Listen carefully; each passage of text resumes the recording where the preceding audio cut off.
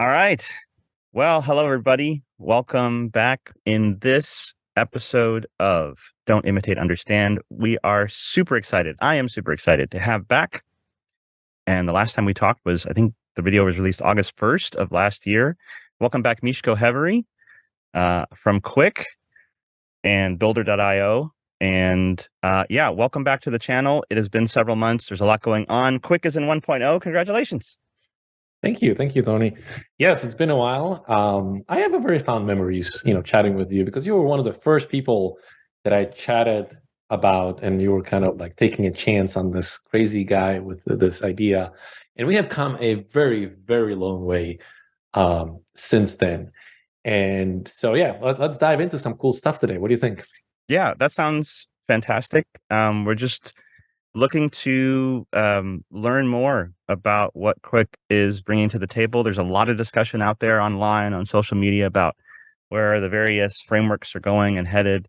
And I'm really excited still about where Qwik is moving and taking the community. So, we would just love to talk a bit more, maybe something a little bit about the server story. If we have time, maybe something on signals. But I'm going to let you drive, Okay, and I'm going to happily absolutely. sit in the passenger seat. One thing that we talk about a lot with Qwik is this idea of lazy execution. And people oftentimes misunderstand that in the form of, oh, that means that every time I click, I go and talk to the server. And of course, if we did that, that would be slow. And we don't actually want to do that at all. Instead, we are interested in the fastest possible startup performance. And so people oftentimes say things like, hey, like Qwik is cool, but like I prefer to, pay upfront cost and then have a fast runtime, fast responses later on. And the thing I want to kind of dispel with all this thing is that like in all situations, Qwik actually has less work to do. And so in all situations, Qwik is actually quicker. And the thing I want to show today right now is a particular kind of a demo I've been working on and I'm trying to figure out. And this is a very simple test. And the test is, let me just generate some data on a server, send it to the client in the form of an HTML, and then have buttons on the bottom. So you can see these two buttons, show one and show two. So these records over here represent like randomly generated data on a server. In this particular case, it generated 1,000 records that you can see here. And then the show one and show two are two buttons that show up. And the thing I'm interested in is as soon as the buttons show up, I want to click on it, right? So how long from the moment that the button shows up and the user clicks on it until the response, until the UI updates, right? So if you click this button, it says client rendered 1. And if you click the second button, then it says client rendered 2. And the two different kinds of renderings is purely just to kind of compare the startup performance from the cold start versus a warm start. Make sense? Mm-hmm. Yep.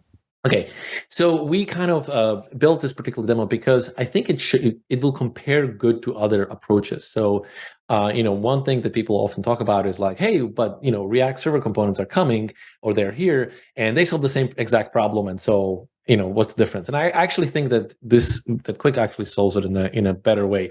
And so let's just deep dive into this particular thing, right? Let's do it. So just to kind of set the stage here, right? You hit the URL and you can control how many rows you get here. So this table here is 1,000 records long, and this table is essentially static. And so on the client, you don't really interact with it, right? It's fixed. It's what it is.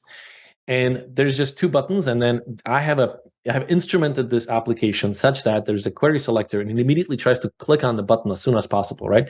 So if I refresh this page, what's happening is it's trying to click on the button as soon as possible.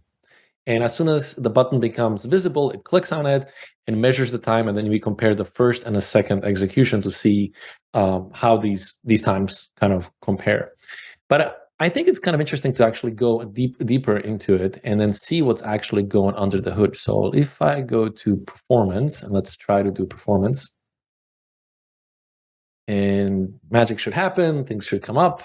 There we go. Okay, so let's kind of zoom in to see what's happening in the browser. So let's see, what do we have? We have a network request. So this is for the original HTML page that's being requested. And then the HTML page is being streamed over here, right? And so it's fully finished at 149 milliseconds, right at this point right here, right? By the way, is the font good, or should I make the font bigger? Let's make the font a little bigger. Yeah, a little better maybe. Okay. It's good. So this is the point where the kind of the UI is finished. And if you kind of see, you can see, it's kind of hard to see, but like you can see that actually, I think this needs to go like this. You can see that the page kind of comes into view in this way. If you zoom in this, for some reason, this up here doesn't zoom in. So like, it gets a little confusing. Anyways, so this is where the HTML shows up. And notice what we have instrumented here is that at this point, we're looking for the button, right? And so the button is not running here until here. And I believe this code that's running over here, this is kind of the instrumentation we put in. So like the extra piece of code that wouldn't be there in production, right? This is just kind of this piece of code that's looking for the buttons and trying to find it. So here it's looking for the interaction button, and obviously it finds it right here. So this is where it says like, I found the end of HTML, and you can see that this line coincides with this line, right? So the HTML shows up, and over here, we now finished the HTML, and so we're trying to click on it. And if you look over here, like the browser is doing a layout and is doing a paint. And so at this point, the user is not actually seeing anything, right? So like the HTML showed up and the layout is kind of in there, and the paint happens. And it's only at this point where the UI is to the point where the button actually shows up, right? And so this is where the click actually happens. And so when the click happens here, I don't know which code of this is probably running. So that's probably at the queue. This is probably the processing. So the orange seems like to be the processing. The yellow is some other code, right? So the orange is the framework, not orange, pink, purple, I guess the color here is. And so put this lower. Okay, wait, hold on. There we go. So this is where the click is happening. And at this point, the handler on the click, basically, I instrumented the handler that says like, hey, I'm running now. So it took 62 milliseconds from the point of clicking it until the code actually was able to be processed. So what happens inside of that time is basically the resumability has to kick in and kind of wake up the system. And at this point, the UI updates, but the browser has to recalculate the style. And so the UI doesn't actually repaint until this point in here, right? So this is where the UI is here, right? And so this time from here to here, if you add these things together, that represents the cold start. In this case, it's 90 milliseconds. And then we do the same exact thing the second time, and obviously the second time it's quicker. So that's the warm start, and you can see that the second time the processing is essentially instantaneous, but then the repainting also takes time, and finally we do the update. And so we can compare the cost of interaction for the first time and the second time. And I can try to run this multiple times. We can see it's pretty consistent, about 80 milliseconds. Now, obviously it's going to depend on the size of the DOM. So if I put a smaller DOM, it's going to be much quicker. Whereas if I make a large DOM, it's 10,000 rows, it's going to be much slower in terms of performance for the startup, right? Right. But to me, like, this is the ultimate kind of performance metric, because it says like, I'm a user, I come to a site, I see a button, I click on a button as soon as I see it. How long before I see a response from the UI? Right. And so let's compare this basically to other systems. Let's see. So before I kind of go down that rabbit hole, I want to show you that there's a couple of things here. So first of all, we can control the size, right, of the page. So by changing the URL, I control how many records are in here. But more importantly, what I think is kind of cool is that we can also control the behavior. So currently this is rendering static. I can say that I want it to be in dynamic. And what it means is that when I say dynamic, I just have a bunch of buttons here that I can click and I can filter. So if I type in some text over here, I will filter the number of items shown. So I'm only showing 30 out of 100 records, right? So it's a standard kind of a filtering thing that happens. And the reason I want to point this out is because I think it demonstrates where like things like React Server components kind of fall off the cliff, right? So React Server component can totally perform this particular operation, right? It can render things statically, and so this portion will be static, and then this portion will be the client components in here, right? Mm-hmm. But the moment you go into a dynamic mode, you can no longer do anything in React Server components. You have to kind of do everything on the client. Whereas if you look at the code in here, so let's see, where do we have it? Here. Maybe you can zoom that in a bit. Yeah, zoom in. There you go. What I find interesting is that whether or not, let's see, table. So here's the table. Whether or not here, there is just a flag, which is static, right? And this flag is used to kind of either render the filter or not render the filter right here. And this flag is also used to, when we render individual rows, inside of the row, we have the same flag, and it basically determines whether or not do I get a button at that location or not. Gotcha. Right? So it's a totally dynamic system which decides whether or not I have static. Now, one of the numbers that is interesting to look at is this number right here. So this one shows how many bytes be serialized during the rendering, right? So this number basically talks about the size of the system. Mm-hmm. So that's let's see, that's basically the size of this JSON right here. Gotcha. Right, and so what I find interesting is that right now it's 30 kilobytes, right? But if I go into the static mode, it's now down to 300 bytes, right?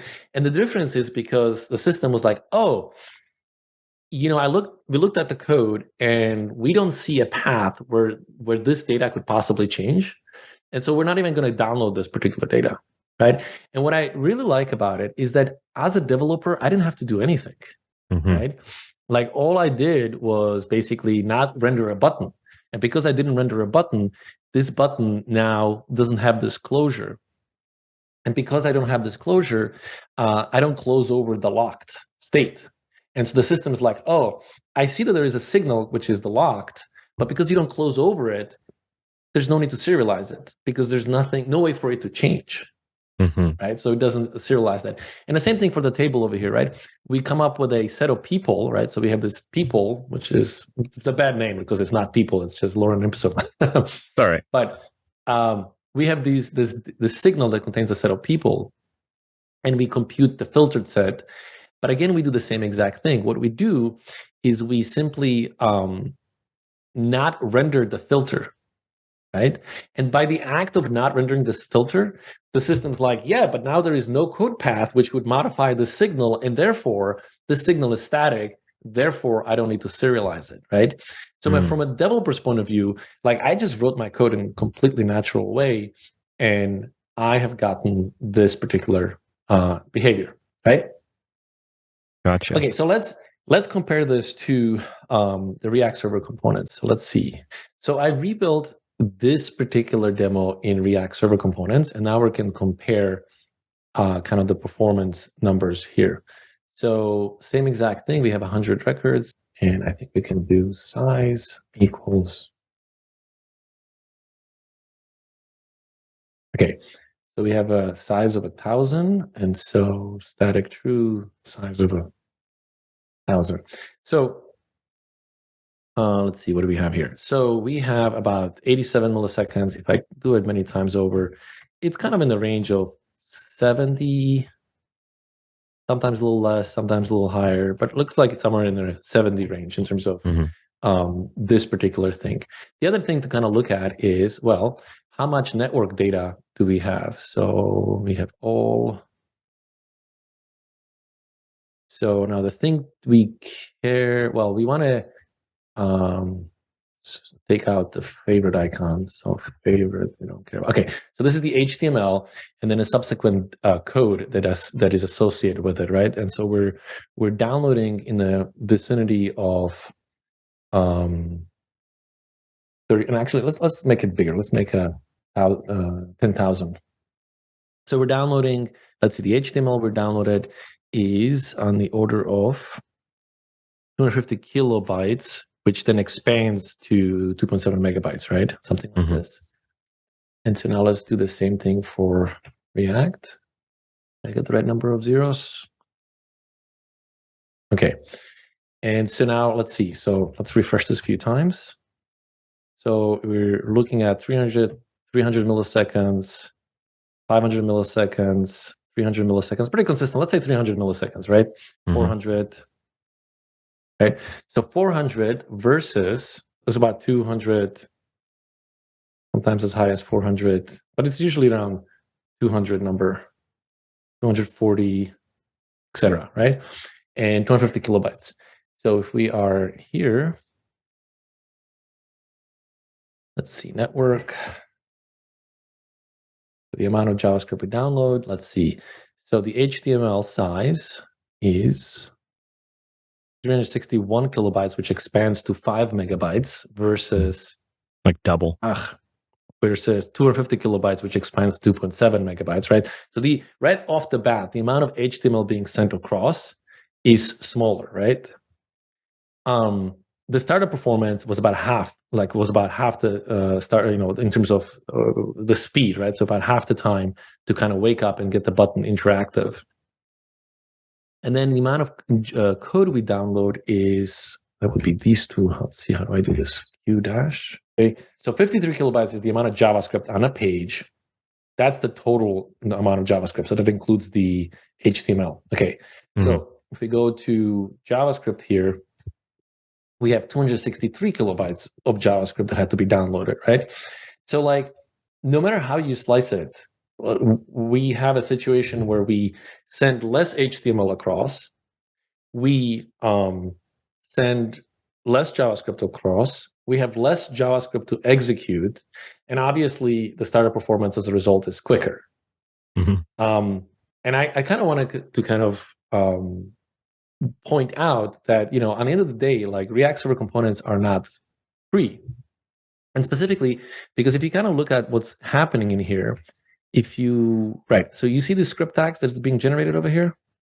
These script tags actually contain the JSX for this particular page. Okay, so these script tags in here, basically they contain a whole JSON tree. So even though all of this data here was static and never changed, the system sent the data twice, once in the form of HTML. So here, let me show you what I mean by that. Now that we have less items, right? I'm just going to make it even less. I'm just going to make it 10. The point I want to make is that this string right here is located inside of the DOM, but it's then located again inside of this text over here. And this is the JSX for the DOM. So the same string is located twice. Everything is downloaded twice in the page. Once as HTML, and then again as JSX for the reconciliation.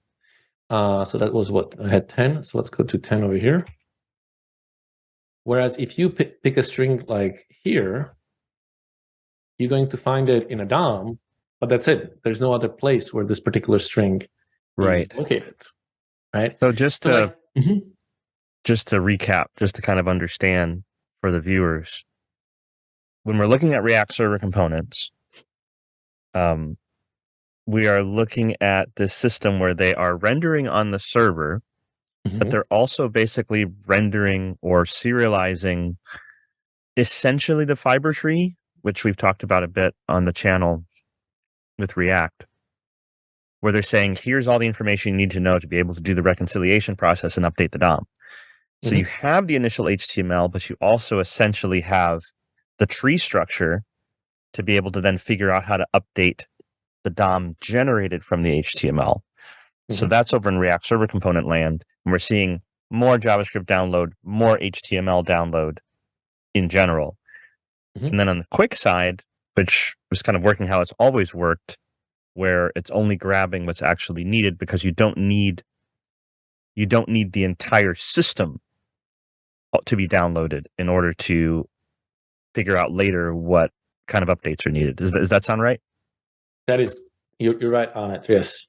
Okay. So my point I'm trying to make with this particular comparison is that no matter which metric you look at, right?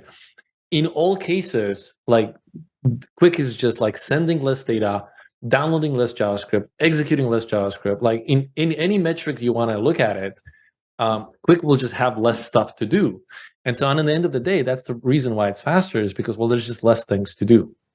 Yeah. And so we were looking at the 1,000 components. So let's look this again. So let's run the performance numbers for 1,000 components. And I want you to then kind of compare this to what's happening in React, right? So here we have, and you can see where the clicks are happening, etc. And you can see there's very little JavaScript that's actually running in this particular location. So let's do the same thing in React server components and do performance and get the same numbers. And okay, so the thing I would like to show you is this huge amount of JavaScript that's right here, right? So again, like let's look at it. So from here, what is the time frame here? So that's 200 milliseconds to, there's about 100 milliseconds from here to here. So there's about 200, there's about 300, where the browser is just going full tilt, like executing JavaScript, right? Whereas if you look over here, it's like, well, there isn't really any one place where this is happening, right? Like there's a little bit of JavaScript here. Overall, that's 5 millisecond worth of stuff. So to get to kind of the same frame, 200 is here. And okay, I'm trying to align it approximately. So from here to here, we're looking about 100 millisecond, right? So 200 over here, 300 over here. So we're looking about 100 millisecond worth of JavaScript, or rather time that's happening, right? And you can see that not much is really happening here. There are delays. Browser has to recalculate or re-render, and stuff's happening here, but it's pretty kind of empty. So if you look at the same thing in here, so let's get 200. So 200 is over here to, let's see, am I doing this right? So 200, I'm just going to align it. So 209 is here, 319, so a little less like this somehow, right? Right? Now compare this with this. Yeah. Like that's pretty drastic difference, right? So what's going on in here? Well, what's going on over here is essentially the diffing of the JSX or the VDOM, right, with the DOM, with the actual DOM. And again, we're doing the full diff even for stuff that is static, right? So even for components that React knows aren't going to change because it's a server side thing, React still sends over the JSX, and kind of the diffing has to happen from there.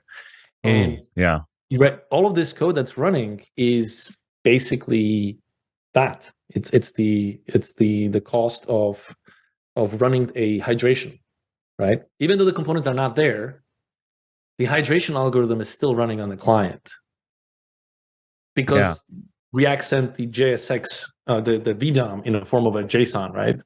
Yep.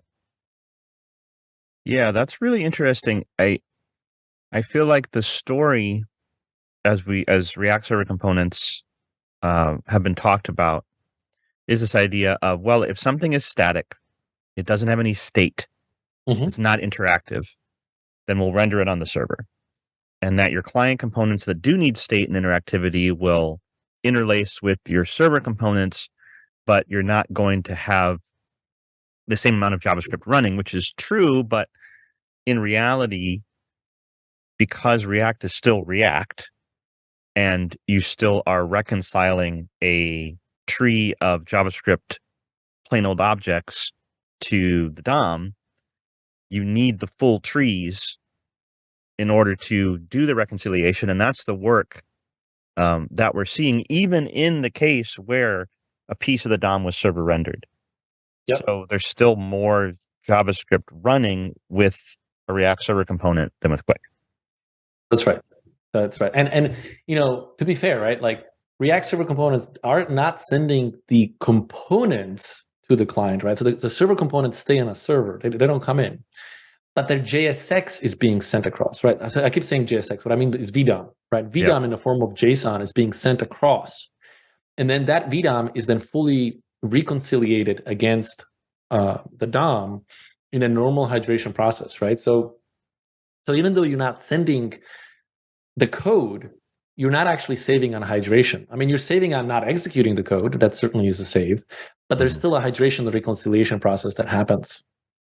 And it seems like fundamentally the issue is, and I feel like this is something we talked about several months ago, that frameworks in the React paradigm are not putting component boundary information into the metadata of the DOM.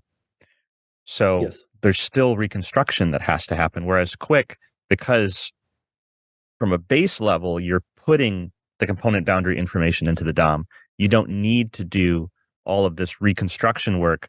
So in some ways, you have both reconstruction and rehydration that's going on an approach like React Server Components, whereas Qwik has the information that's needed, so it doesn't need to do that reconstruction piece of the pipeline.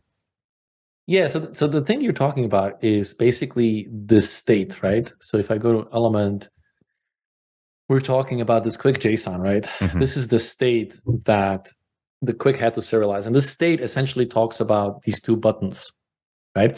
Because the state of this table, it doesn't need to be serialized because the table is static.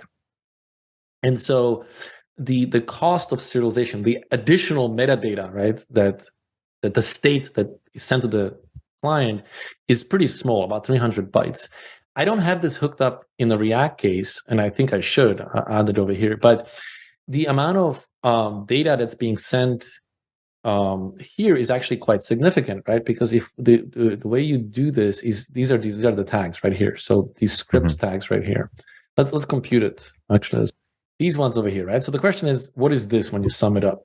And you know what? Let's just skip it. This is the one we care about, right? Right. So we're talking about 330 kilobytes of data that was sent across, right? This 330 kilobytes represents the VDOM basically of the page, right? And again, compare that to 300 bytes. And I think this is kind of an interesting point to kind of discuss. Like we talk about tree shaking code, right? All the time, like we have tree shakers and bundlers know how to do this. But nobody really talks about tree shaking data, right? Like if you think about it, Qwik also had this 330 kilobytes at some point somewhere in memory. But Qwik correctly deduced that it's data that I don't need to send to the client. Right? It kind of looked at all that stuff and said, yeah, I do have this, but it's unnecessary. And I kind of want to point this out, with this particular demo, which is that if I go back here, and now it says 30 kilobytes, and I simply say static and I say false, so now it becomes dynamic, right? All of a sudden, Qwik is also around 330 kilobytes of data, because now Qwik is like, yeah, but it's interactive now, and therefore I need to send all this data across. So I better figure out how to do that, right? But notice that Qwik is just kind of doing this automatically without you even thinking about it. It's automatically tree shaking the unnecessary data for you. And the thing I want to point out here is that you cannot even have this in React Server Components, right? I've added this reactivity, and I have not yet implemented this reactivity in Next.js. But the problem that I basically run into is that this table static cannot import anything in the form of like use state or use store or anything like that, right? The moment it does, it blows up. So if you compare this to table demo, right? I didn't create two separate components, one static and one dynamic. I created one component, and I simply used a ternary operator to kind of determine whether or not I should render things. Yeah. Right. Here in the React world, I can't use a ternary operator, because even if I use a ternary operator, it means I still have to import a use state. And the moment I import use state, the whole thing blows up, right? Let me just kind of do it to kind of prove a point. See if I do see, I can't type when you're watching. Use state from React. Okay, and now if I try to build this, it's gonna fail because it's gonna say, hey, you're no, it took it away. Okay, fine, I'll use you here. Unselected use state, sure.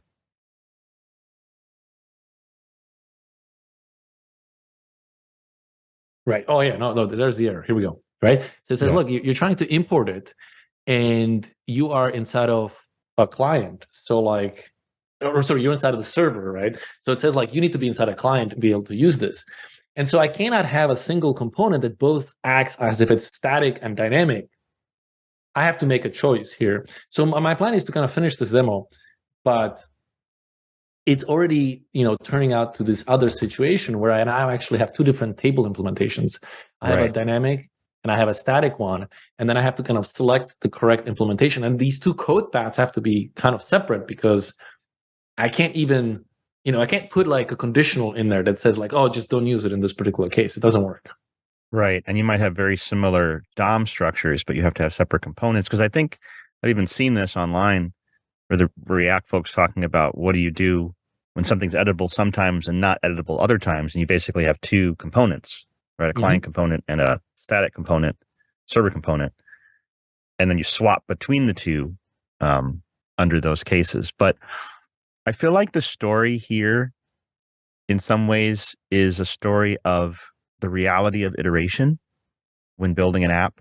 Like if I'm building a business app or whatever the case is, and requirements are changing. One of the questions I've had in my head when looking at React Server components is how hard is it going to be to iterate? Because all it takes is I need some state for one requirements change on some component, and maybe you have a big tree, enterprise app, to suddenly be, this needs to be client now, and now what happens to my performance?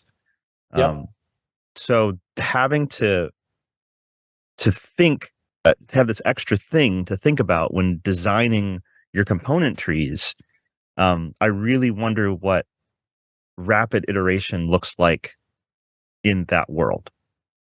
Yeah, and so that you hit it on the nail, right? Like this, and this is the thing that I want to show off here, is that when you go from static to dynamic, your requirements have changed, right? And so in Qwik, like that's fine. You can change it to requirements, and nothing really there's really no issue. Whereas in React Server components, like, well, now you want to use state. Well, now you have to really move things around, because you can't just throw it in there. But I want to show you one more interesting bit. So let's go back to this string here, and let's go search for it in here. And so we find it exactly in one location. But notice I'm running in a dynamic mode, right? And because it's running in dynamic mode, like the client needs to be able to search for it. So I need to be able to search for this string and know that this is the only one. And so if you look at the JSON that's encoded in here, what we do is, this one says F right here. So I don't know where it is inside of the string here, but somewhere there's going to be hash F right here that basically says, just the other one. There's a few places, but this basically says, instead of serializing that string, that again, like just refer back to the DOM of above you, like you've already seen it. So even in the case where we do need to send the same string twice, once in the form of HTML and once so that it can run dynamically, Qwik is smart enough to be like, yeah, but like, you've already seen that string, so let me not send the string over to you twice. Now, some people will say like, well, that's not an issue, like compression will take care of it. And I'm going to say, no, compression doesn't take care of it, because the way the compression works is it has a sliding window. And the only time you can kind of reuse strings is if that string was already found in the sliding window. And my argument is going to be that like by the time you get to serializing your bottom, your state, your sliding window has already way passed the HTML chunk, and so the compressor won't be able to help you with this, and you'll actually have to send this multiple times. That's right? super interesting. So Qwik is, again, and I feel like we said this the last time we talked, Qwik is embracing the DOM. Yes. Right. So in this case, you're saying the DOM is not just a thing that gets in my way of showing you the app, but instead the DOM is the foundation of everything, and you're using it here essentially as a data store. You're saying, well, we've already rendered this into the DOM. The DOM now acts as a data store for static strings. So just go get it from the DOM. That's right. That's right. Makes sense to me. Yeah. I think it makes sense to us too. But you can see how the framework has to be designed from ground up for this. It is extremely difficult to retrofit all of these things after the fact. But the benefit of that is that I'm going to argue is that basically Qwik does everything I can think of to minimize the payload size. Like, you come up with an idea, and I will probably say, well, we already implemented an optimization, or if not, I'm sure we can implement it. Like, anything we can think of in terms of optimization is like, don't send the code twice, don't send the HTML twice, don't send the data twice, dedupe the data if it's the same string you've already seen, and so on and so forth, right? All of these tricks we do out of the box without you even having to try to. Let's talk about network actually for a second. So for this thing to kind of execute, we have to make sure that we kind of respond. We have to have two pieces of code. So this piece of code, let's see. This is the two buttons. This is the behavior of the two buttons, and the second piece of code, this is the framework itself. So this is Qwik framework. So this is basically everybody's going to have to pay for this one, right? This particular chunk. But this chunk is specific to your application. Now, in this particular case, there are two buttons, and so you can see that there are two separate exports. And so the framework was told, like, hey, make sure those two symbols end up together because you're going to need them together, right? And so the bundle was already kind of put together for you. And the next thing that happens is that when the system comes up, let's see, this script tag at the beginning dispatches and says, hey, I'm going to need these bundles. And so it eagerly asks for a set of bundles that the service worker then goes and downloads and puts them in the cache. So if you go to the cache, you'll see that all of these bundles are ready and waiting for you. And they're ready to kind of take on the interaction of the system. And just to be clear, you're not executing that JavaScript yet. You're caching the contents of the JavaScript code and then to be executed later. Right. So the situation you want to get into is that you want to download the code as soon as possible, eagerly, right? But you don't want to execute it, right? Because the download of code really happens in some low-level C library that's optimized, whatever. You don't have to get JavaScript involved. Whereas the execution requires that the V8 parses the content and processes, etc. Right. And that's the expensive bit. And so by having a service worker, we prefetch everything, put it in the cache, and make sure the cache is ready for you, so that when you go and interact with something, it's going to be a cache hit. Yeah. So I feel like a really fundamental concept here is that the internet as a system is good at downloading text files.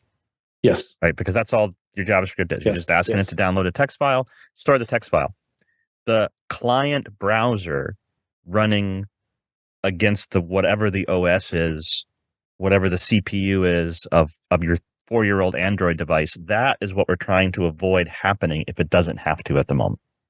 Correct. Yeah. And this is where your savings in terms of battery consumption and so on come in from, because this is what's power hungry, right? So if you don't have to execute this code, you don't have to, right? And again, it comes down to this graph over here. Okay, I lost it. But the chart that I showed you with all the JavaScript that has to execute, right? Right. It's just not present. Like, you just don't see that the chunk inside of your UI. Let's see. Yeah. And this is an interesting piece of the story. I feel like a lot of the server rendering focus has been getting closer to your Oh, database it's not from a running network close space. perspective Yeah. and all of those things. And those are all true benefits. Hmm. But ultimately, how do you get everything to the user? And what are you asking the user agent and the device the user agent is running on to do is still an important massive piece of the story. And as you move around the world and you get into the realm of what are the average devices that people are using and what is the average 3G 4G 5G that people are actually running, and what are the CPUs they're running on, all of those things combined, the two graphs that you're showing, there's like this massive difference, as you get Hmm. into real world applications beyond just am I closer to my database or not. Yes. Mm. Yes. Let's see. Yeah. So, Qwik just tries to be really good at like downloading the code as eagerly as possible, but like also be good at like, hey, let's make sure we don't unnecessarily download stuff that we don't need to. Right. And so we break up your code base. Sorry, I'm gonna change the topic here. I think the other way to think about it is the philosophy of React is, hey, we make it super easy to build stuff. And then if you get into a performance problem, then we have these APIs for kind of optimization. You can use Memo and you can like not go down certain branches, and you can kind of prune the tree to make it easier for React to re-render your pages, right? Mm-hmm. You can do lazy loading, even though like lazy loading is I'm going to put a asterisk on it because you can only lazy load components that are not currently in the render tree, right? If a component is in the render tree, then it has to be downloaded because hydration has to run. So really, Right. so lazy loading in React is, or any other framework is only good for components that are currently not in the render tree. Whereas in Qwik, the component can be lazy loaded even if it is in a current render tree. It's just that you're not interacting with it, Mm. right? Mm. But like more importantly, the point to make is Qwik doesn't have any APIs for optimization. There are no optimization APIs that you kind of do later when the thing becomes slow because you're always on the optimized path, right? Like there is, in React, if you wanted to lazy load a component, you have to put it in a separate file, then you dynamically import it, wrap it in the lazy, and put it inside of suspense, right? Yep. Those are many steps you got to do in order to get there. But you get a lazy loaded behavior. There's nothing equivalent in Qwik because, like, well, everything's lazy loaded. Like, what's your point? Yeah. Right? What Yes. would I do differently? I often say this, but it's that whole idea of make the wrong thing hard to do and the right thing easy to do. Yes. And that's an issue. And I posted this on social media just a bit ago, but one of the things that was curious to me and I wondered about was in the Next.js documentation for React Server Components, one of the performance recommendations is move your client components to the leaves of your Hmm. tree. And that just feels like just another thing to have to think about and do Yeah.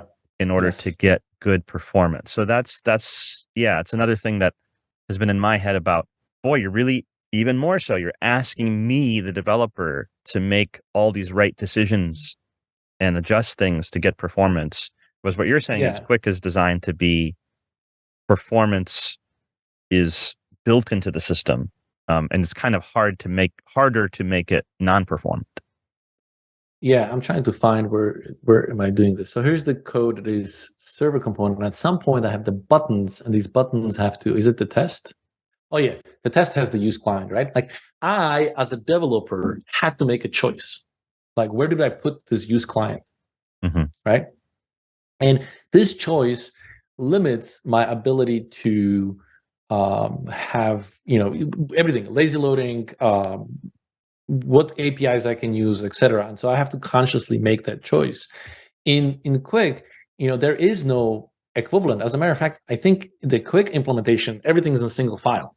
I don't even break up the stuff into separate files because, like, what's the point? Like, you're not going to gain anything out of it. Whereas React one says, well, then you have to break this up in a separate file because you have to annotate this one as being on the client side, Mm-hmm.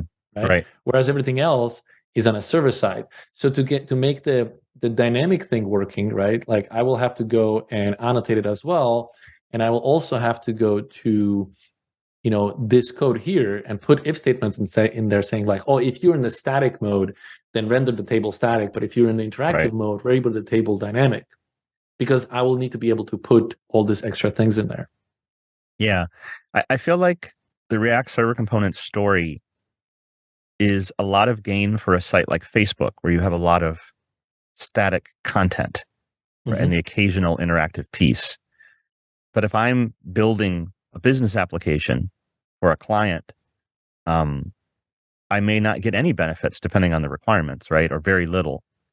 So this is really interesting, and I don't want to rag too much on any one thing, but I feel like this is important because I hear devs, and I've had pushback in courses that I've made and discussions I've had of, well, the internet is so fast and there's so much data store now and everything is cheap, and that's just not true. Yes, that is not true. Yeah, it just isn't. Things are expensive. Internet around the world is not great. Internet around even Internet in the around most Bay developed Area countries. is not great. Yeah, exactly. This whole idea that everybody's on an iPhone on 5G is just false. And I feel that we as a web development community need to do better at recognizing that. And a natural consequence of recognizing that is performance, that our metrics for performance become tighter, right? Yeah, but And like it's not really in the control of the developer, right? Like if you choose a particular framework like React, you're very limited in terms of what kind of optimizations you can do. A and B, it's a lot of work to do all these things. Yep. And so people don't do it, right? And so my point is that in Qwik, you just don't even have to think about it because it's just how Qwik works. Right? Yeah. There is no like, oh, at this point my app's big enough. Maybe I should think about lazy loading. Well, no, it was lazy loading from the beginning. Like, there's nothing to do. Oh, maybe I should think about how to optimize the amount of data I send to the client. It's like, well, it was happening from the beginning. Like, there's nothing to do. Yeah. Maybe I should think about prefetching certain pieces of code that's being lazy loaded. Like, again, nothing to do. It's already been happening since from day one. Maybe I should think about how use memo in certain places so that I don't really unnecessarily update a bunch of things. Again, signals, nothing to do. Right. And so like every step of the way, there is no additional things that we should look into. So maybe we should kind of deep dive on signals a little bit and if you got the time, and do some fun. Yeah. All right. So let's make a brand new page to kind of make it easy. So let's go to routes and say signal/index.tsx. And then here, let's make a component. And let's just call it default and signals. Okay. So if I go, okay, hold on, I have to run it. If I go to localhost 5173, signals. Here we go. There we are. Okay. So we're up and running. And I know I'm going to sound like a broken record, but like, let's go to the network tab, look at the amount of JavaScript. This no is JavaScript reality. spreader. It's reality, right? Like, hey, like, of course, nothing really interesting here. So let's do the classical example of let's have some data, and so let's do component. Let's see, export. Use. What are we going to have a data of repos? Let's say equals route loader. Going to be async. And for those not familiar, my understanding is the route loader is basically getting data when you request the route so that it's available when the route component is being run.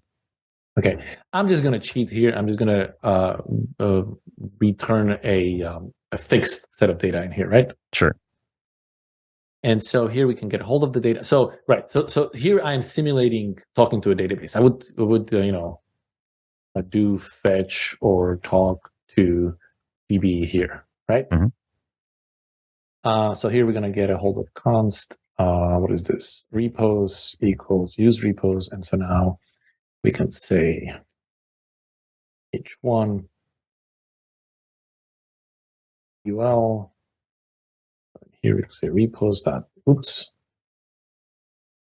value dot map r, which becomes an li, and we're going to print the repo.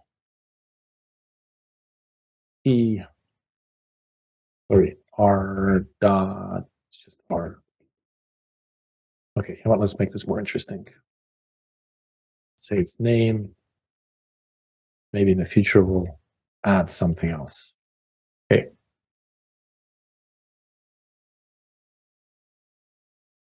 Okay, so yay, look at that. It dynamically generated a list of things. And let's just, for fun of it, let's add more. Let's do mitosis. Okay, so we're getting a list here. Okay, now let's look at a couple of things. So first of all, let's look at to the Qwik JSON. And you can see that the JSON, this is the state of the system, right? And so in this particular case, the system kind of looked at it and said, like, there's nothing to serialize. There's no data, right? So nothing got sent. So if you look at, I'm going to create a unique string just for the fun of it.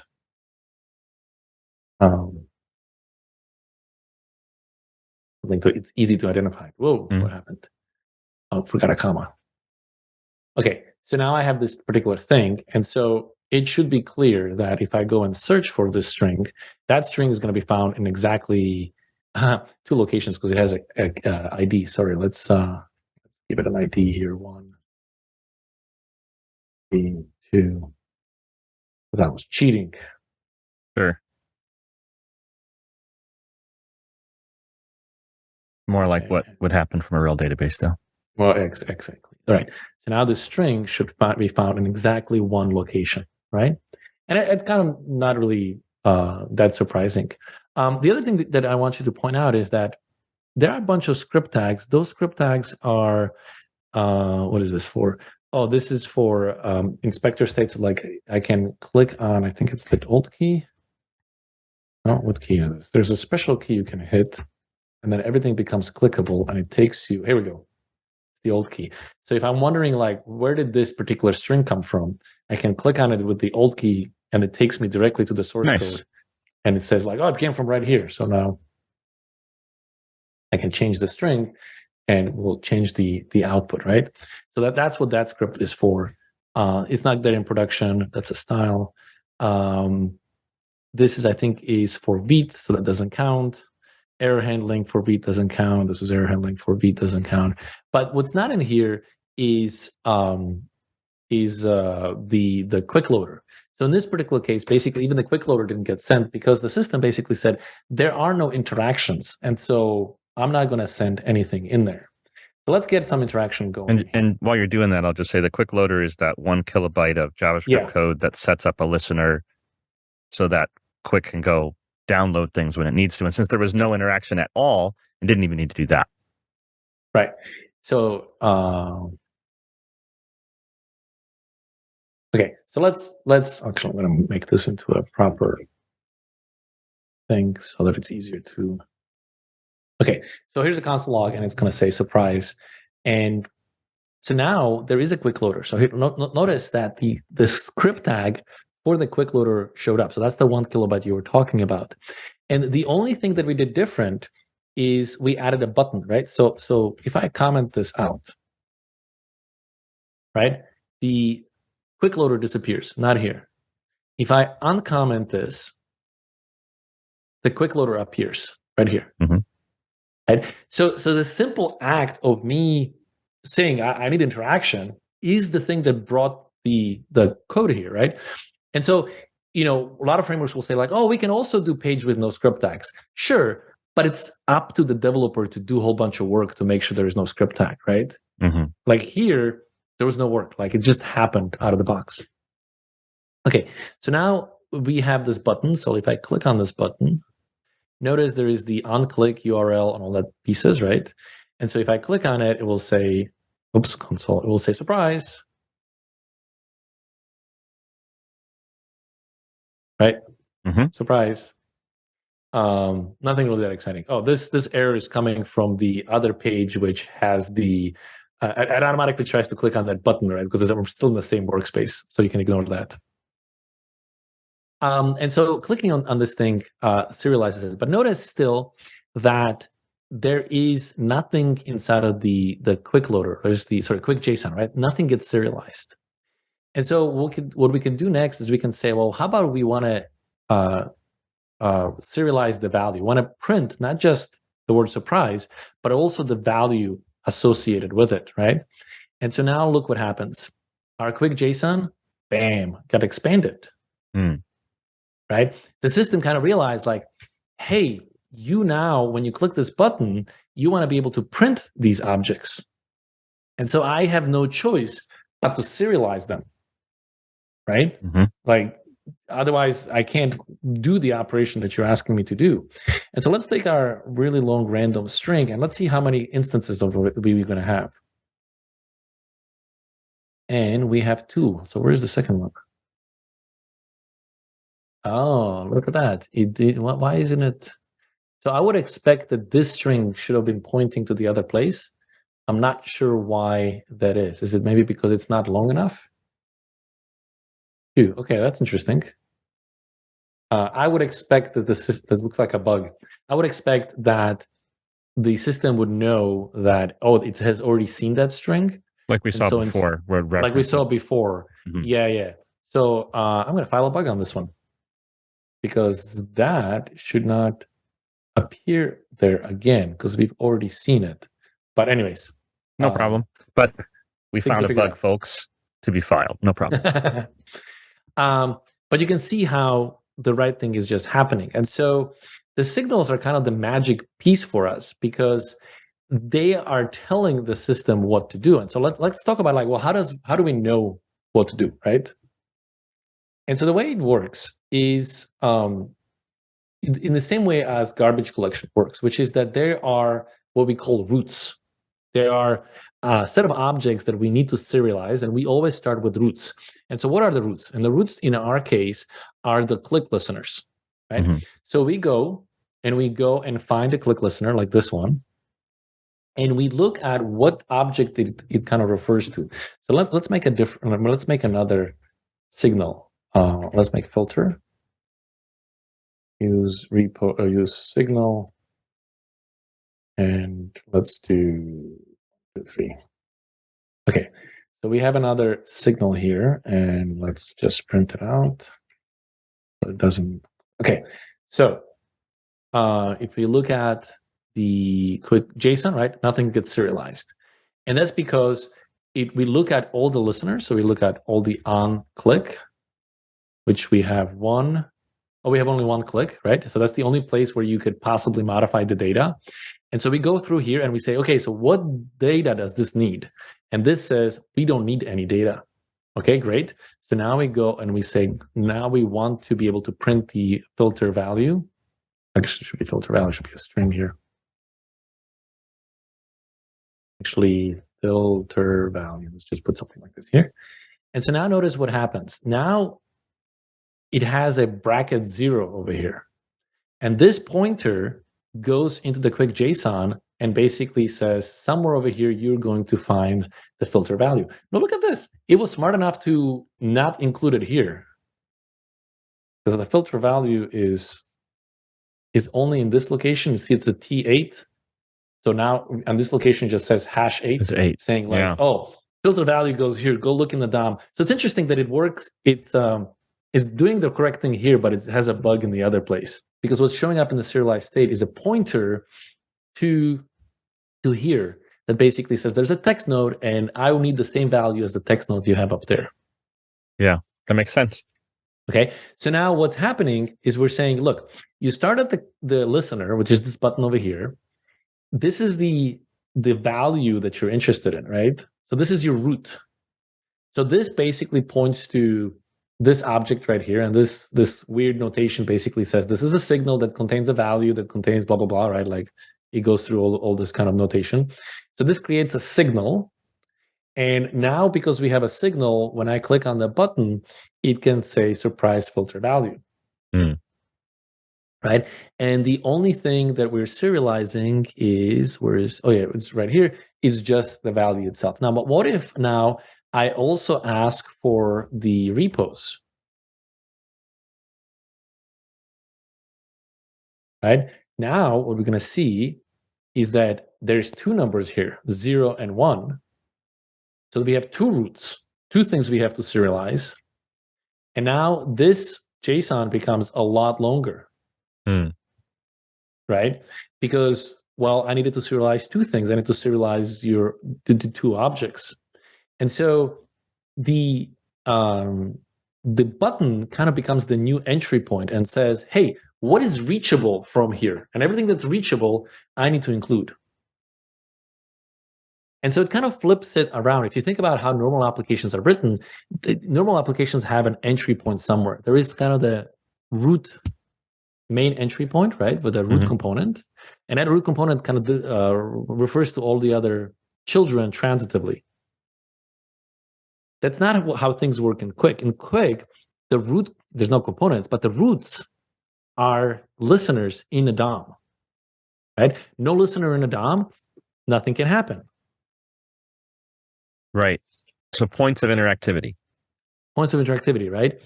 And so to us, the roots are the points of interactivity, and then we just follow the graph from there. So if something is reachable from there, then we serialize it. If it's not reachable, we don't serialize it. Because what we're building is applications.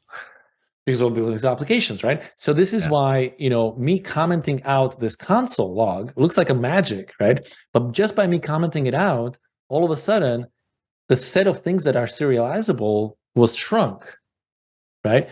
Because there is no longer a code path that could get us there. Yeah. So this kind of goes back to what you were talking about, where this is tree shaking data. Yes. So we're tree shaking data. and I'm not aware of any other framework that I think. Okay, let me rephrase that. I think Solid might do that, and I know Marco does it, but not the mainstream frameworks. Mm-hmm. That is really cool and really fascinating. And anything that saves processing time, download time, parsing time, right? And all of these things that we're asking the browser to do these days is a good thing, in my opinion. Yeah. So I want to show you one more demo with signals, which I think is pretty cool, and then we can call it a day. Actually, let's kind of dive a little deeper here. So we have our filter, and typically the thing you would like to do is you probably put like an input here, type text, find value to filter. Okay. So now if I go and I type here, it changes the text here, right? Classic, nothing really that example. interesting. Let me just delete this. And actually, let me just get rid of part. Okay, so we can just go and we can type here and it kind of updates the stuff, right? So now we would like to kind of update the list. And the way you would do that, actually, let me put this back here. So let's put the filter value back here. Okay, here's something interesting that I really kind of love about Qwik. Let me remove the beat because we're in a dev mode. Okay, so when I hit a key, what downloaded was basically the bind. This bind here is a shorthand for just add event listener on change, blah, blah, blah, right? So this assignment value is what that bind really does. And so it downloads this piece of code and it downloads the framework, but where is the JSX? Like this whole component never got downloaded. Like we literally just downloaded this filter part and nothing else. And then the reason for that is because if you go to the state here, you will see that this particular value is subscribed to number 9, which probably becomes this thing. Yes, t equals 9 here, right? So there is a binding to this location over here, right? Yep. And so because the system knows that there is a binding to this number 9, it doesn't even have to send the component over.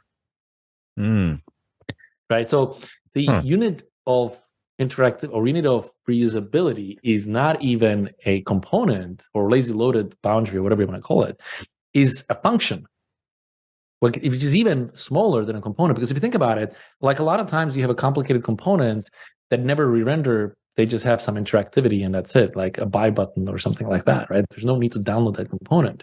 And so you don't want to attach the behavior logic to it. So what we were seeing there was basically a serialization of a portion of, I guess, what we might call the reactivity graph of what piece of the DOM is dependent on another piece of the DOM, and you're serializing just the reactivity results of the component, not the component itself. That's right. So, and that's encoded in this right here, in this line right here, right? Which basically says, if you update this value, then I want you to go and update that DOM location. Right. Right. And so that serialization is way smaller than downloading the component. Yep. Right. So in many cases, Qwik can actually avoid even downloading the component completely. Okay, so let's see. Let's do the standard thing here.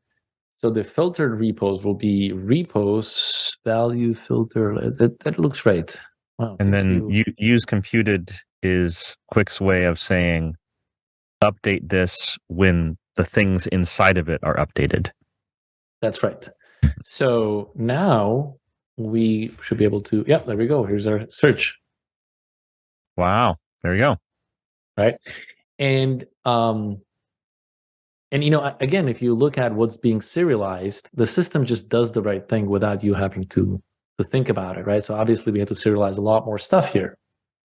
And in this situation, if you refresh it, and if I type something here, we had to download, you know, the listener, the framework itself, the computed, and in this case, we had to download the JSX because the JSX, in this case, we're structurally changing the code, right? We have to rerun this filter here. And so we had to download that piece of code as well. Again, this is dev mode and everything is separated into separate files. In productions, you would put the things together and you would prefetch and all kinds of other things. So that would be fast. But I think it's pretty cool that the system just does everything naturally. And so again, if I go back to filter here, which is the unfiltered version. Oh, sorry, repos.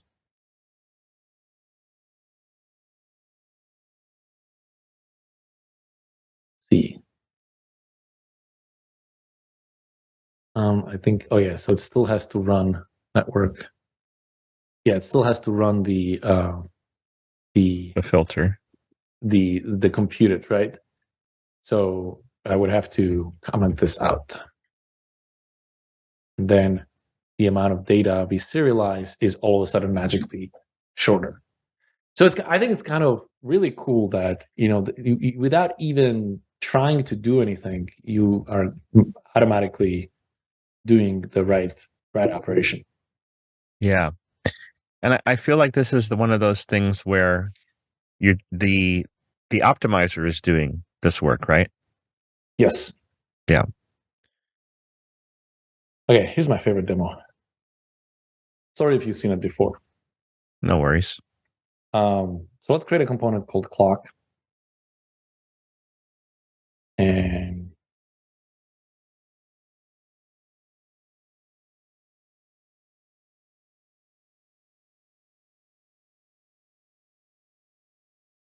okay. Pretty standard. It says loading, right? Nothing really that interesting. So what we want to do is we want to run it on the client. And I cannot type again. Okay. Yeah, let's see. Autopilot always gets this one wrong.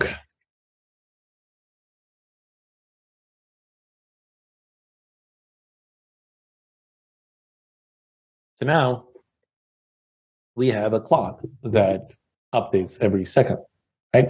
That is pretty unremarkable, I would say, in itself. Nothing really is happening here. By the way, the visible task, remember how everything is an event?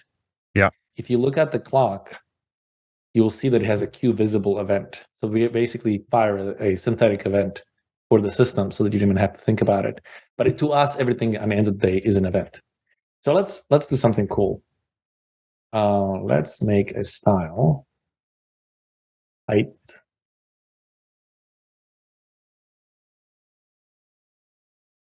Okay, so now the clock is below the fold. Notice no JavaScript, and it's only when I scroll the clock into the view, it wakes up and starts running, right? So this task was not present, right? No presence. And me scrolling it into the view is what kind of kicks it off and gets it going. And of course, like, there's prefetching and all this stuff that would happen automatically.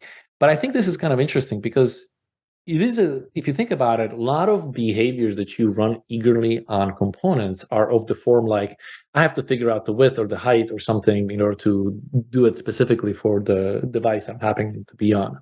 But why are you running that code if you're not actually visible? Well, that's kind of useless code, right? And so Qwik out of the box has this particular kind of behavior. And I think that's kind of cool. Let me just show you one interesting thing. So this is the div, right? So notice I'm going to change the queue visible to be click. Now it doesn't wake up, right? Because it's waiting for a different event. I've just changed the event that's on it. And now if I click on it, it wakes it up. That's very cool. Right? And so, yeah, so the HTML is the source of the truth. Yeah, your DOM and your event listeners, basically your user is your source of truth in a way. Yes. Right. And so the other point to kind of make is the code that shows up, right, is the use visible task code that has to show up because that's the thing that updates it. The framework, but no component. The clock component never makes it to the client. Right? Because in this particular case, the clock is smart enough to just be like, oh, this goes in here. Actually, let me show you something else. Let's take this value and say 2 lowercase.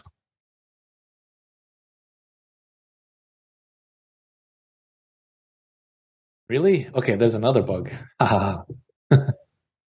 Let's do something else. Plus, let's suffix it. Okay. Notice that it was able to deal with the fact that it's a suffix because it was, let's see, when it was serializing the system, it serialized the state, right? That's over here.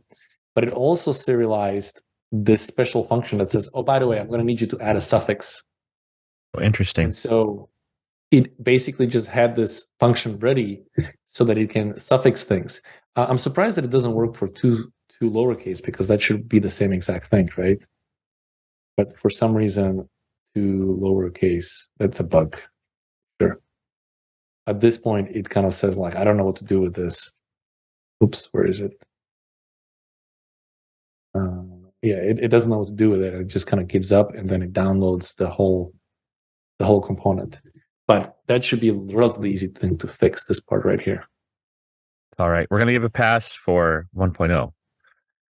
Still stuff to work out maybe here and there, but I think what we're seeing is really interesting. It does the correct thing, right? It does the correct thing. It's just not as optimized as it could be, right? Right. Yeah, it still works. It's not that it doesn't work. It totally works. It's just like, ooh, place where we could save a few more bytes, right?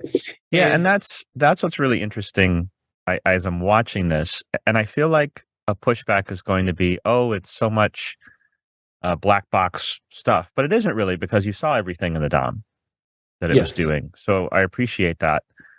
And basically, the story to me, what I'm seeing of Qwik 1.0 is, here is a system that everywhere it can will do what it can to optimize the performance of your application without you writing your code in any kind of different way. That's right.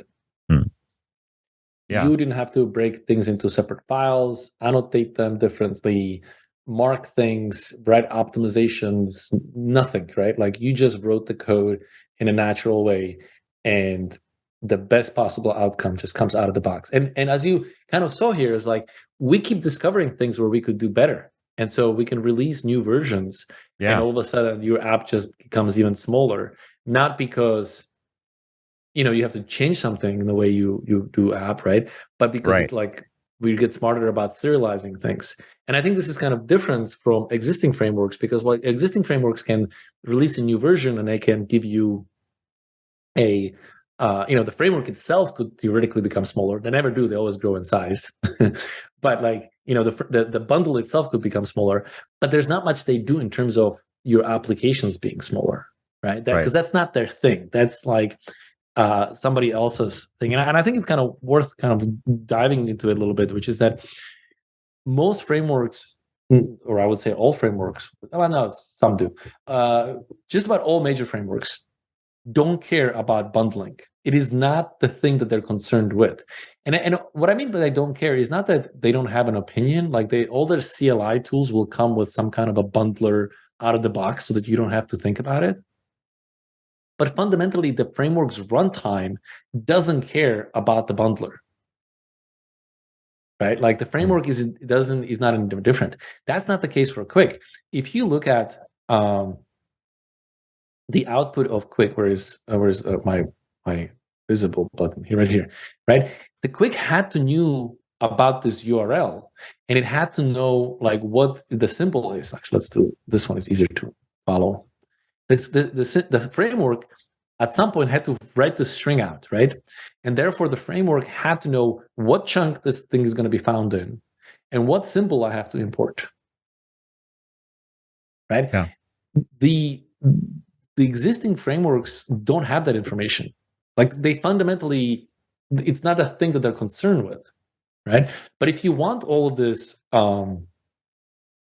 automatic bundling, etc., then the framework fundamentally at runtime has to be in the business of knowing and caring about these things.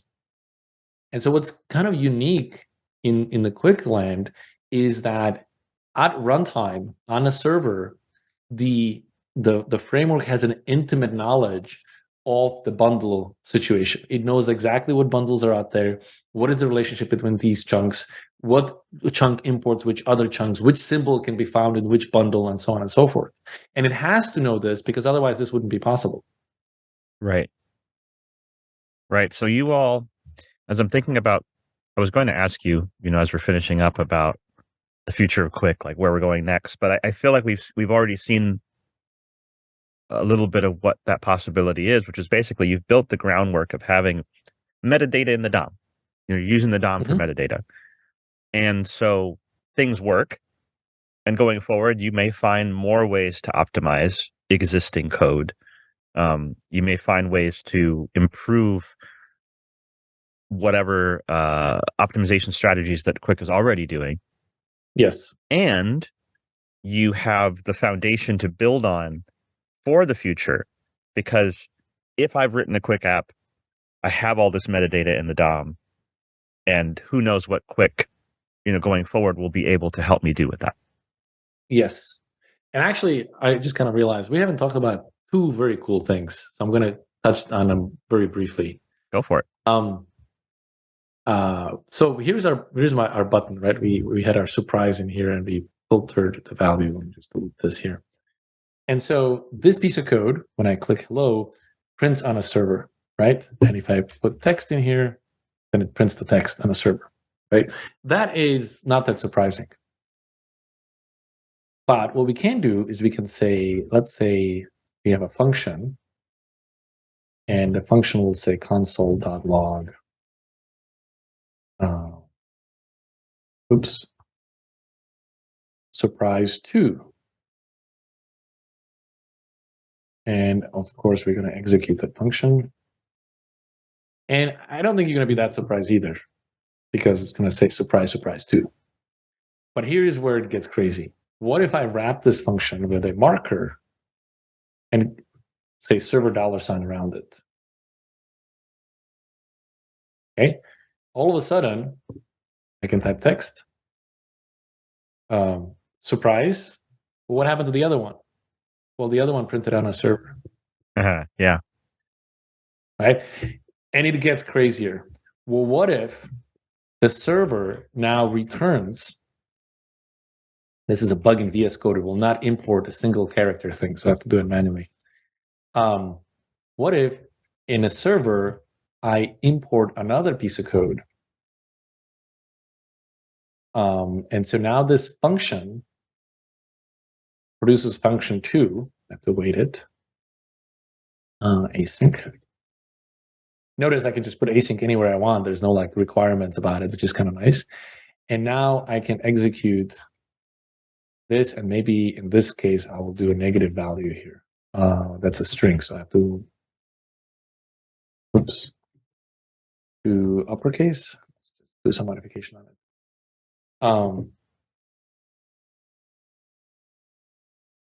So yeah, so you have your surprise that's prints on a server. Then it does stuff on a server.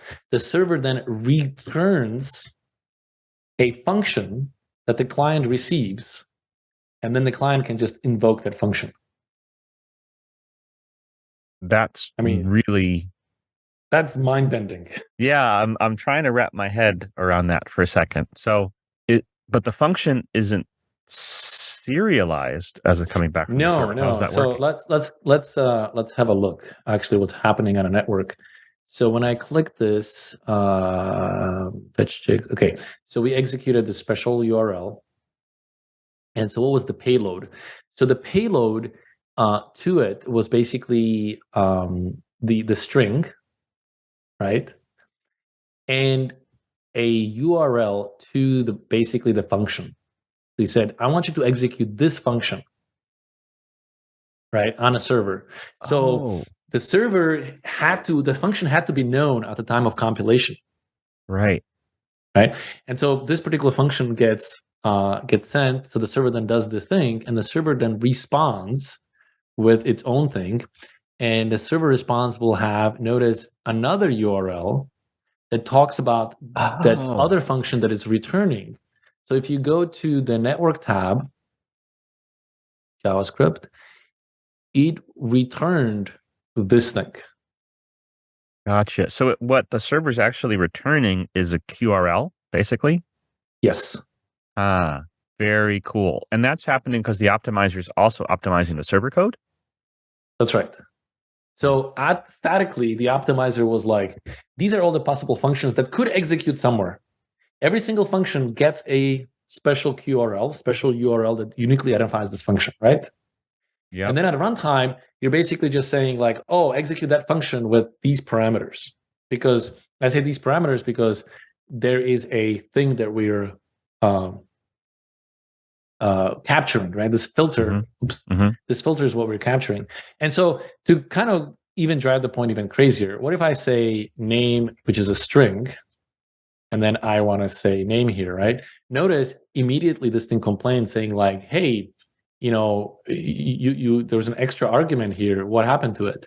And specifically it says, well, the thing is supposed to be a name that comes over here. And so you can say name like, you will have to say ABC or something, right? And so now this function is like, oh, okay, I can deal with that name. So now if I run it, let's just put some text in here. There's the ABC that's on the end because that's what's passed into it. So this is cool stuff built on top of the core idea that you guys have done, which is splitting functions into these individual files and serializing the closures. And now you already were doing client server interactivity, just doing that. Yes. So now it's just, hey, the server is going to return a reference to one of these files. But from me, the developer's standpoint, I'm just working with. That's great. That's really interesting. It opens up a lot of patterns that I think, well, in a way, it's not opening up patterns. It's letting you do patterns naturally, crossing the client server boundary. This is something we're working on, but it's not yet here. But basically, this would give you the ability to then run this code on this worker. I don't think that's going to work. Let's just. Yeah, I think I saw an example online that Manu had done. this is work in progress. It's not yet released, but I just wanted to kind of show you in case I can. Yeah, sorry. No, that's okay. You come back next time and we'll talk about workers. Not in here. But you can kind of imagine, right, that just by putting instead of server, you can say worker, and all of a sudden you would have code running in a web worker instead of on a server. And Right. so making these kinds of things, it becomes super easy. Now, and I just want to point out, like, this is not a replacement for a proper RESTful API. There's a time and place for proper RESTful API, right? But it's kind of nice that this kind of works out of the box.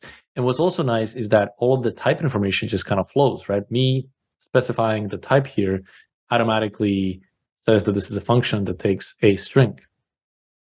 Yeah, and it's a very good developer experience because of that. Yeah. And I can imagine scenarios that you're right. Obviously, we need APIs for a reason, and it depends on context. But I could see shifting some kind of process off to the server and then getting a response back based on that process. In a case like this, where just an API maybe not be necessary, and it's very ergonomic. Yeah. Mm-hmm. Yes. That's a good way of putting it. Yeah.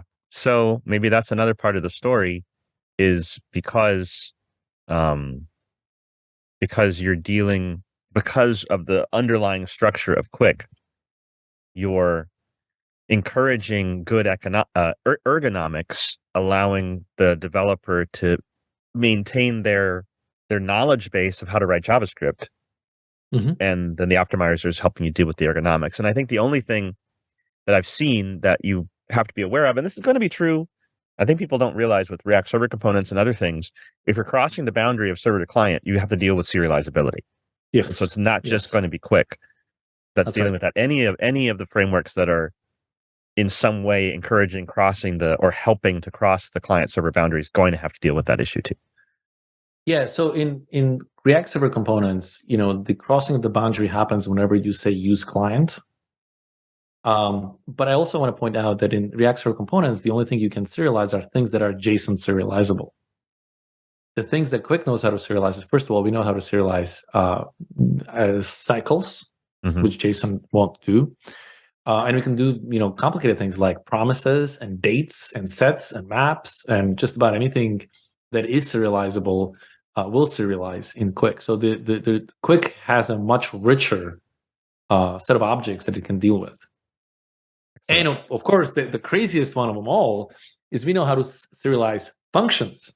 Right. And that's important because it is the thing that allows you to pass a callback, right? Passing a callback is a fundamental thing that you want to be able to do in a framework, right? And so you need to be able to say like, hey, like if something changes, please notify me, right? So passing callbacks is kind of a thing, and it has to be serializable, right? Yeah, So so I'm flashbacking to maybe 8 years ago when I started teaching people JavaScript, and the thing people coming from other languages at the time was functions are first class citizens. Right? Functions are first class objects, and here's all of these patterns that open up to you as a developer, like callbacks, because functions are first class objects. And JavaScript wasn't the only language to do it, but it was one of the most common and popular languages to do it, right? And so maybe a takeaway for me from this is because of QRLs, because of splitting into functions into these individual files, because of prefetching and then executing on demand, Qwik is maintaining functions as first-class citizens despite doing things on the server, client, workers, etc. yeah, and so actually, let's do a quick example on that. Let's say we wanted to have a function being passed in here that is going to get the time as string, right? String, and of course I have to put a curly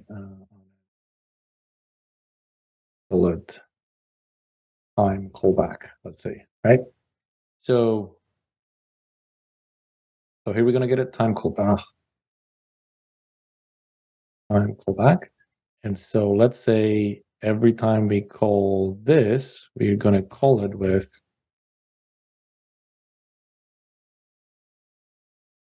right. So every every time the time updates, we're going to call this function. So now the clock is complaining and saying, hey, I want the time callback. Why is it not? It should have added a $sign. Do I have to add a $sign?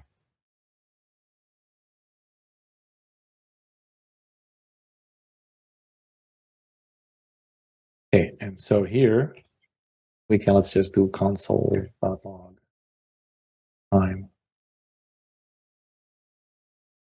Okay, so nothing's printed to the outside right now. The clock shows up every second in the console, right? Not because the clock knows how to do it, but because we've provided a callback to it. And so if you go to the network, and let's do it again, you're going to see that the initial code woken up, right? And then we downloaded the console log that knows how to do the console log, right? And oh yeah, that's still have to use visible. Let's get rid of this to lowercase. Okay, so initial task wakes up, the framework wakes up, and then the callback gets downloaded. What didn't download is the whole component, right? So this whole component didn't download. The whole component executed on a server. It is on a server when we created this callback. It's on a server we passed it to the child, right? And so we could do things in here as in say, hey, let's pass and filter value, right? And so now it's showing the callback, and as I start typing, the value gets assigned to it. Like this is exactly how you would assume things work, but yet so much less code gets downloaded.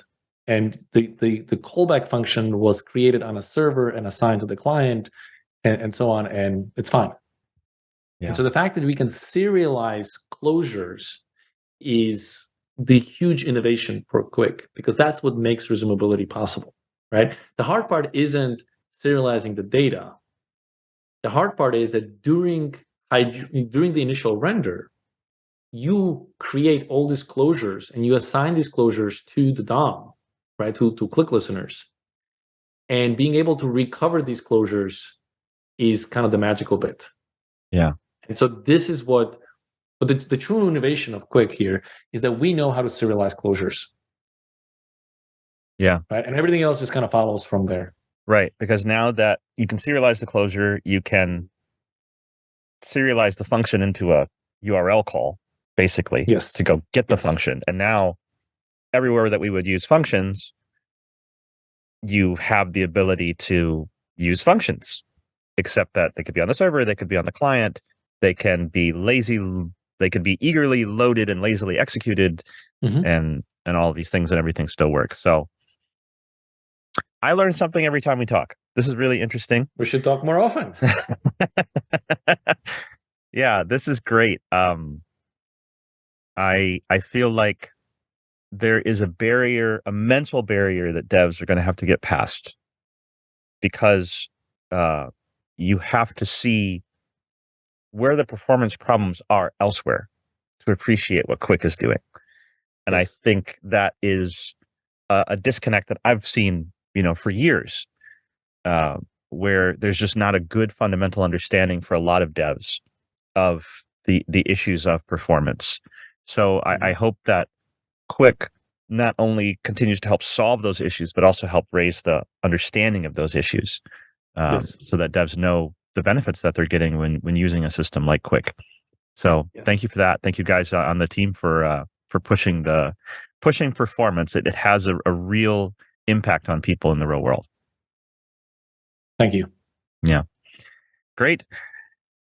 I mean, we went long, but I don't care, because this was great. So thank you for joining us on the channel. An exciting bit of announcement, which I've put out there on social media, is, you are going to be a keynote speaker at the International JavaScript Conference in New York in September, right? Yes. Yeah. So you and Ryan Carniato, I think, are keynote speakers. And then I will be speaking there as well in person on semantic HTML and the importance of that and how that helps when building UI components. So Anybody out there? It's remote and in person. So yeah, if anybody out there is going to join, we'll look forward to seeing you. And that's great. Mishko, thank you again for joining us. Thanks for having me. I'm Congratulations on the Qwik available 1.0. anytime. Yeah. Thank you. Yeah, awesome. Thanks again, and hopefully we'll see you next time. Thank you.